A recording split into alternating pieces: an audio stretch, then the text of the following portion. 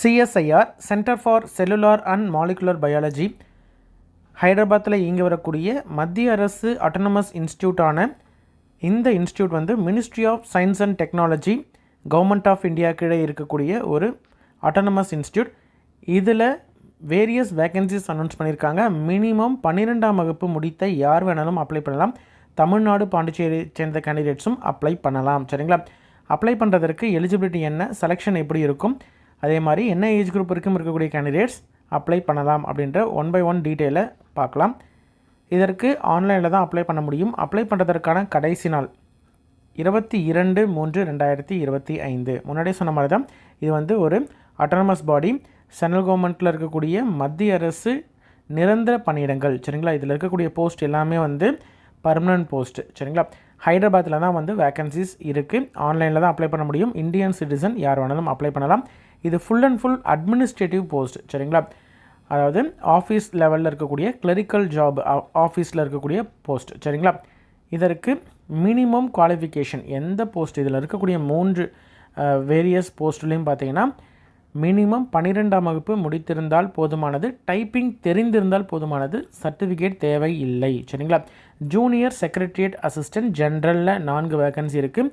அதில் வந்து 3 யூஆரும் ஒரு ஓபிசியும் இருக்குது. Junior secretariat assistant F&A finance அக்கௌண்ட்ஸில் வந்து 2 வேக்கன்சி, ரெண்டுமே வந்து அன்ரிசர்வ்டில் தான் இருக்குது. Junior secretariat assistant store and பர்ச்சேஸை பொறுத்த வரைக்கும் 2 வேக்கன்சி, ரெண்டுமே அன்ரிசர்வ்டில் தான் இருக்குது. எல்லா போஸ்ட்டுமே பார்த்தீங்கன்னா பே லெவல் 2ல் செல் 1ல் இருக்குது, 7th சிபிசியில். சரிங்களா? பே கமிஷனில் மேக்ஸிமம் உங்களுக்கு வந்து ஸ்டார்டிங் வந்து மினிமம் வந்து 38,483 ரூபாய் அப்ராக்சிமேட்டாக வந்து ஃபஸ்ட் மந்த் சேலரியிலேருந்து இருக்கும். இது மட்டும் இல்லாமல் உங்களுக்கு அலவன்சஸ் இதெல்லாம் வந்து எக்ஸ்ட்ரா அலவன்ஸ் சிஎஸ்ஐஆர் ரூல்ஸ் படி என்னென்ன இருக்கோ அது எல்லாமே உங்களுக்கு அப்ளிகபிள். அப்பர் ஏஜ் லிமிட்டை பொறுத்த வரைக்கும் லாஸ்ட் டேட் அப்ளை பண்ணுறதுக்கான கடைசி நாள் அன்னைக்கு மேக்ஸிமம் வந்து 28 வயது வரைக்கும் இருக்கக்கூடிய கேண்டிடேட் யார் வேணாலும் அப்ளை பண்ணலாம். ஏஜ் லிமிட் வந்து உண்டு. அது வந்து என்ன அப்படின்றத நம்ம பார்க்கலாம் பின்னாடி. ஓகே, முன்னாடி சொன்ன மாதிரி தான் இதில் இருக்கக்கூடிய 3 போஸ்ட்டுக்குமே பார்த்தீங்கன்னா உங்களுக்கு +2 முடிச்சிருக்கணும்.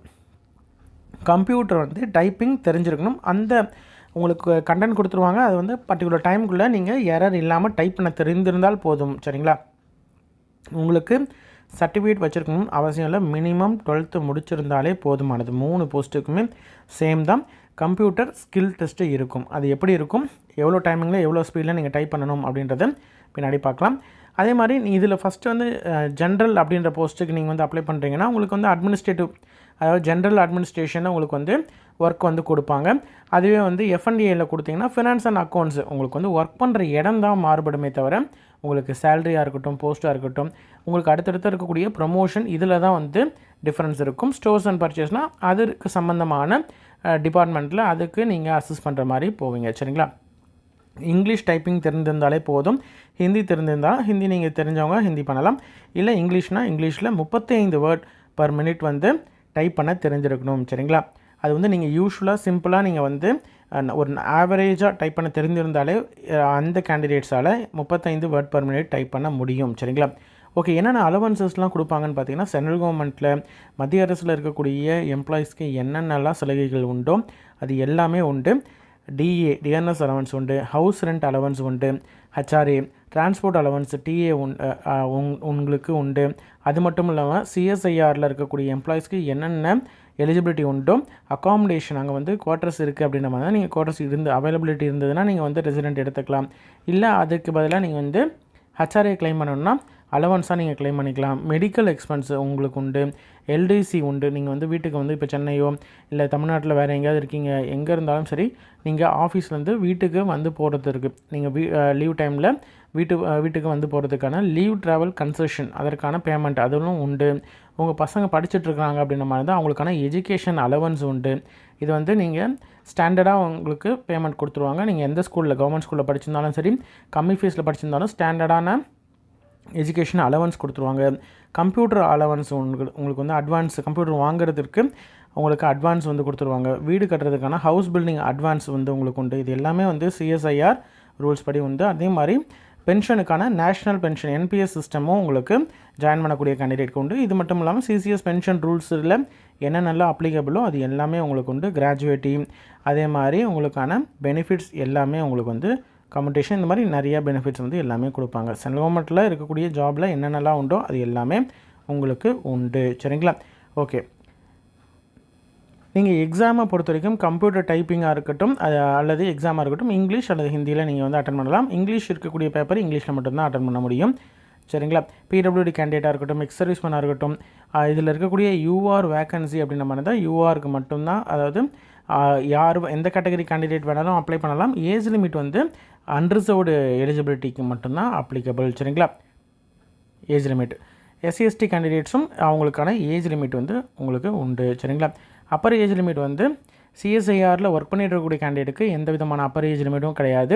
அதே மாதிரி சென்ட்ரல் கவர்மெண்ட்டில் வேறு இதில் ஒர்க் பண்ணிகிட்ருக்காங்க அப்படின்ற மாதிரி தான் அவங்களுக்கு ஆஸ் பர் ரூல்ஸ் படி ஏஜ் ரிலாக்ஸேஷன் உண்டு. எஸ்சி கேண்டிடேட்டாக இருக்காங்க அப்படின்ற மாதிரி தான் எக்ஸ்ட்ரா 5 years வந்து ஏஜ் ரிலாக்ஸேஷன் உண்டு எஸ்சி/எஸ்டி கேண்டிடேட்டுக்கு. ஓபிசி நான் கிரிமினல் கேண்டிடேட் அப்படின்ற மாதிரி தான் 3 வருடம் எக்ஸ்ட்ரா ஏஜ் ரிலாக்ஸேஷன் உண்டு. சரிங்களா? ஓபிசி என்சில் கேண்டிடேட் வந்து அதற்கான ப்ராப்பரான ஃபார்மேட்டில் சர்டிஃபிகேட் இருந்தால் மட்டும்தான் வந்து எலிஜிபிள். சரிங்களா? பிடபிள்யூடி கேண்டிடேட்டை பொறுத்த வரைக்கும் 10 வருடம் வந்து ஏஜ் ரிலாக்ஸேஷன் வந்து, அதாவது எஸ்சி/எஸ்டி கேண்டிடேட்னா 15 வருடம் டோட்டலாக, ஓபிசி கேண்டிடேட்னா 13 வருடம் எக்ஸ்ட்ரா ஏஜ் ரிலாக்ஸேஷன் உண்டு. சரிங்களா?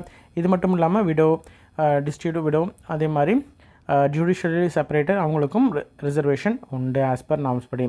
எக்ஸாமை பொறுத்த வரைக்கும் ஃபஸ்ட்டு வந்து உங்களுக்கு ஓஎம்ஆரில் அல்லது கம்ப்யூட்டர் பேஸ்டு டெஸ்ட் வந்து மல்டிபிள் சாய்ஸ் கொஷின், அதாவது உங்களுடைய 4 ஆப்ஷன் கொடுத்துட்டு செலக்ட் பண்ண சொல்லுவாங்க. அந்த மாதிரி இருக்கிறது கம்ப்யூட்டரில் நடக்கலாம் அல்லது ஓஎம்ஆரில் நடக்கலாம், இங்கிலீஷ் அல்லது ஹிந்தியில் நடக்கலாம். நீங்கள் வந்து இங்கிலீஷை சூஸ் பண்ணி நீங்கள் எக்ஸாம் எழுதலாம். தமிழ் கிடையாது, இங்கிலீஷ் எழுதிக்கலாம்.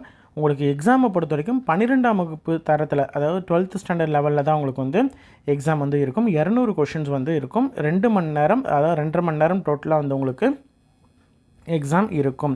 ஃபஸ்ட்டு வந்து 90 நிமிஷம் வந்து உங்களுக்கு பார்த்திங்கன்னா மென்டல் எபிலிட்டி டெஸ்ட்டு. இதில் வந்து ஜென்ரல் இன்டெலிஜென்ஸாக இருக்கட்டும், maths, quantitative apps, reasoning, problem solve பண்ணுறது, சிச்சுவேஷனில் எப்படி நீங்கள் ஜட்ஜ் பண்ணுறீங்க டக்குன்னு அப்படின்றது, இதெல்லாம் அனலைஸ் பண்ணுற மாதிரி 100 கொஷின் இருக்கும். ஒவ்வொரு கொஷினுக்கும் 2 மதிப்பெண், 200 மார்க் வந்து உங்களுக்கு மேக்ஸிமம் இருக்கும். எந்த விதமான நெகட்டிவ் மார்க்ஸும் கிடையாது. சரிங்களா? அதே மாதிரி இதில் செலக்ட் பண்ணிங்கன்னா தான் உங்களுக்கு வந்து மினிமம் வந்து எவ்வளோ மார்க் எடுக்கணுமோ அது செலெக்ஷன் கமிட்டி வந்து டிசைட் பண்ணுவாங்க. அந்த மதிப்பெண் எடுத்தால் தான் பேப்பர் 2 கரெக்ட் பண்ணுவாங்க. பேப்பர் 2 பொறுத்த வரைக்கும் 1 மணி நேரத்துக்கு நீங்கள் வந்து எக்ஸாம் எழுதுகிற மாதிரி இருக்கும். ஜென்ரல் அவேர்னஸ், பொது அறிவில் 50 கொஷின் இருக்கும். ஒவ்வொன்றுத்துலேயும் ஒரு கரெக்டான கொஷினுக்கும் 3 மதிப்பெண், அதாவது 150 மதிப்பெண் கிடைக்கும். தப்பாக ஆன்சர் பண்ணியிருக்கீங்க அப்படின்ற மாதிரி இருந்தால் 1 மதிப்பெண் வந்து நெகட்டிவ் மார்க்ஸ் உண்டு. இங்கிலீஷ் லாங்குவேஜை பொறுத்த வரைக்கும் 50 கொஷின் இருக்கும், 150 மதிப்பெண். இதற்கும் நெகட்டிவ் மார்க்ஸ், 1 நெகட்டிவ் மார்க்ஸ் வந்து மைனஸ் பண்ணுவாங்க. இது ரெண்டுத்தையும் கிளியர் பண்ணுறீங்க அப்படின்ற மாதிரி இருந்தால் கிளியர் பண்ணதுக்கப்புறம் உங்களுக்கு கம்ப்யூட்டர் டைப்பிங் ஸ்பீடுக்கான டெஸ்ட் இருக்கும். இங்கிலீஷ் வந்து 35 வேர்ட் பர் மினிட் வந்து நீங்கள் டைப் பண்ணணும். உங்களுக்கு 10 நிமிஷம் டைம் கொடுத்துருப்பாங்க. 10 நிமிஷத்தில் நீங்கள் வந்து 35 வேர்ட் பர் மினிட்டில் வந்து நீங்கள் டைப் பண்ணணும். சரிங்களா? அதற்கான கைட்லைன்ஸு இதெல்லாம் வந்து ஆர்டர்ஸ்லாம் கொடுத்துருக்காங்க. ஃபைனல் மெரிட் லிஸ்ட்டை பொறுத்த வரைக்கும் கேண்டிடேட் பேப்பர் 2ல் எவ்வளோ மார்க் எடுத்துருக்குறாங்களோ அதை பேஸ் பண்ணி தான் எடுத்துருவாங்க. அதே மாதிரி அந்த கம்ப்யூட்டர் ஸ்கில் டெஸ்ட்டை பொறுத்த வரைக்கும் மினிமம் அந்த குவாலிஃபையிங் மார்க் எடுத்தாலே போதுமானது. அந்த மார்க்கை வந்து எடுத்துக்க மாட்டாங்க. மினிமம் மார்க் எடுத்தால் அவங்க செலெக்ஷன். ஓகேங்களா? அதில் பேப்பர் 2ல் யார் அதிகமாக எடுத்துருக்காங்களோ அதை பேஸ் பண்ணி மெரிட் லிஸ்ட் எடுப்பாங்க. அந்த மெரிட் லிஸ்ட்டில் எந்தெந்த கேட்டகரியில் எவ்வளோ வேக்கன்சியோ அதை ஃபில் பண்ணுவாங்க. சரிங்களா? இதை வச்சு தான் வந்து ஃபில் பண்ணுவாங்க. ஆன்லைனில் தான் அப்ளை பண்ண முடியும். அப்ளை பண்ணுறது வந்து ஆல்ரெடி ஓப்பனில் இருக்குது. ccmb.res.in அப்படின்ற இந்த வெப்சைட், அதாவது சிஎஸ்ஐஆருடைய சிசிஎம்பியோடைய அஃபிஷியல் வெப்சைட்டில் மட்டும்தான் நீங்கள் அப்ளை பண்ண முடியும். அப்ளை பண்ணக்கூடிய கேண்டிடேட் எவ்வளோ சீக்கிரம் அப்ளை பண்ணணுமோ அப்ளை பண்ணலாம். ஒரே கேண்டிடேட் 2-3 போஸ்ட்டுக்கு, எல்லாத்துக்கும் 3த்துக்கும் பார்த்திங்கன்னா சேம் குவாலிஃபிகேஷன் தானே. அதனால் நீங்கள் வந்து அப்ளை பண்ணணும் அப்படின்ற மாதிரி இருந்தால் 3த்துக்கும் அப்ளை பண்ணாலும் ஒவ்வொன்றுத்துக்கும் செப்பரேட் அப்ளிகேஷன் போடணும், செப்பரேட் ஃபீஸும் பே பண்ணணும். ஃபீஸை பொறுத்த வரைக்கும் நீங்கள் வந்து எஸ்பிஐ கலெக்டில் பே பண்ணலாம்.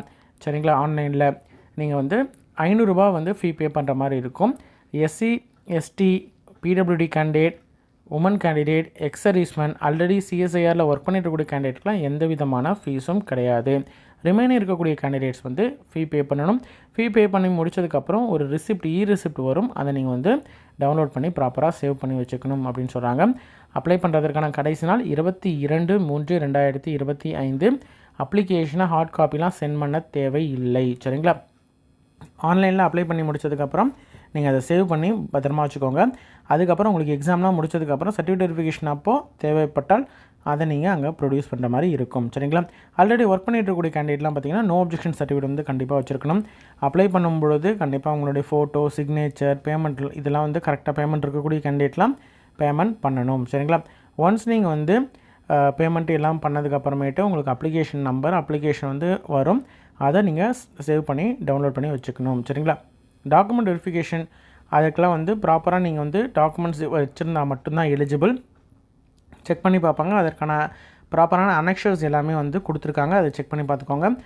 கிளியரான பாஸ்போர்ட் சைஸ் ஃபோட்டோ வச்சுருக்கணும். நீங்கள் அப்ளை பண்ணுறதுக்கு முன்னாடி இதெல்லாம் ரெடியாக வச்சுருக்கணும்.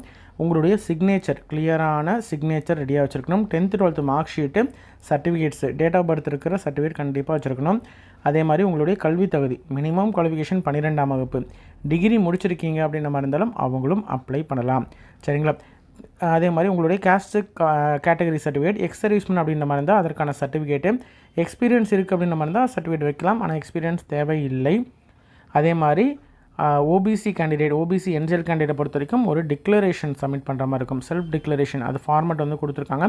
அதை அப்படியே டேரெக்டாக நீங்கள் பிரிண்ட் அவுட் எடுத்து சைன் பண்ணி நீங்கள் வந்து அப்லோட் பண்ணுற மாதிரி இருக்கும். ஆல்ரெடி ஒர்க் பண்ணிட்டு இருக்கக்கூடிய கேண்டிடேட் இருக்காங்கன்னா நோ அப்ஜெக்ஷன் சர்டிஃபிகேட் ப்ரொடியூஸ் பண்ணணும். பிடபிள்யூடி கேண்டிடேட் இருந்தாங்கன்னா அதற்கான ஃபார்மேட் வந்து கொடுத்துருக்காங்க.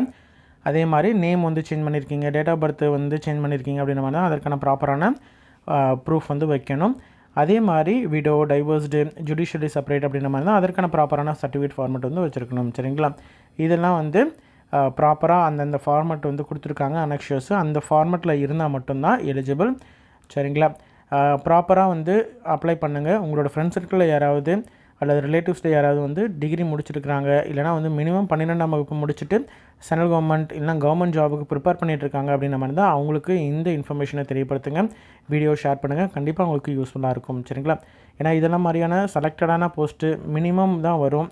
அதே மாதிரி இதெல்லாம் அந்தளவுக்கு நிறைய பேர் வந்து அட்டன் பண்ண மாட்டாங்க. அதனால் உங்களுக்கு காம்படிஷனும் பார்த்திங்கன்னா உங்களுக்கு ரிமைனிங் எக்ஸாமை பொறுத்த வரைக்கும் இது மினிமமாக தான் இருக்கும். சரிங்களா?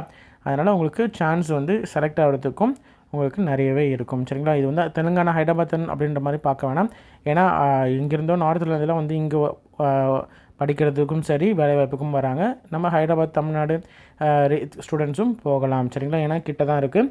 அதனால் ஏன்னா சென்ட்ரல் கவர்மெண்ட் ஜாப் அப்படின்றதுனால நீங்கள் அங்கே போகலாம். சிஎஸ்ஐஆர் அப்படின்றதும் நம்மக்கிட்டேயும் வந்து தமிழ்நாட்டிலையும் நிறைய சிஎஸ்ஐஆருடைய இன்ஸ்டியூட்ஸும் இருக்குது. நீங்கள் ஒன்ஸ் எக்ஸ்பீரியன்ஸ் இதெல்லாம் கெயின் பண்ணி வந்துட்டீங்க அப்படின்ற மாதிரி இருந்தால் மாறி ட்ரான்ஸ்ஃபர் ஆகிட்டு வரதோ இல்லை டெப்டேஷனில் திரும்பி நம்ம தமிழ்நாடு பக்கம் வரதுனாலும் வரலாம். இல்லை அங்கேயே செட்டில் ஆகணுனாலும் நீங்கள் இருக்கலாம். சரிங்களா? அது உங்களுடைய சாய்ஸ். ஆனால் இது ஒரு சென்ட்ரல் கவர்மெண்ட் ஜாபு, மிஸ் பண்ணிடாதீங்க. சரிங்களா? நன்றி.